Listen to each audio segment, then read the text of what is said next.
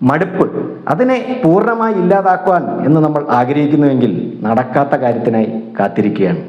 ചിലപ്പോൾ തെറ്റായ പ്രതീക്ഷയോടുള്ള പ്രതികരണമായിരിക്കാം മടുപ്പിന് കാരണം.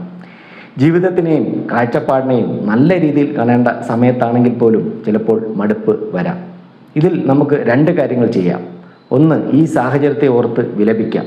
അത് നമ്മുടെ മാനസികാവസ്ഥയെ കൂടുതൽ വഷളാക്കും, നമ്മുടെ കൂടെ ഉള്ളവരെയും ബാധിക്കും. എല്ലാവരും എപ്പോഴും കൂടെ കാണണം എന്നില്ല. ദുരിതം കൂട്ടുകെട്ടിനെ സ്നേഹിച്ചേക്കാം, പക്ഷേ മിക്ക ആളുകളും ദുരിതത്തെ സ്നേഹിക്കുന്നില്ല. രണ്ടാമത്തേത്, ഈ മടുപ്പിനെ നമുക്ക് സ്വീകരിക്കാം. മടുപ്പിനെ സ്വീകരിക്കുന്നത് അതിൻ്റെ ശക്തിയെ നമ്മളെ വിഴുങ്ങുന്നത് കുറയ്ക്കും. ചില കാര്യങ്ങളെ സ്വീകരിക്കുമ്പോൾ അത് ആ ക്ഷീണത്തെ മറികടക്കുവാൻ നമ്മളെ സഹായിക്കും. ചിലപ്പോൾ മടുപ്പ് തന്നെ ഒരു ആഡംബരമാണ്. എന്തെങ്കിലുമൊക്കെ ഉള്ളത് കൊണ്ടല്ലേ നമുക്ക് മടുപ്പ് തോന്നുന്നത്.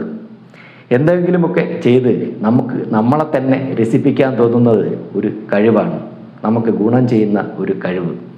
ചില സാഹചര്യങ്ങളെ മറികടക്കാൻ നമ്മൾ തന്നെ വിചാരിക്കണം.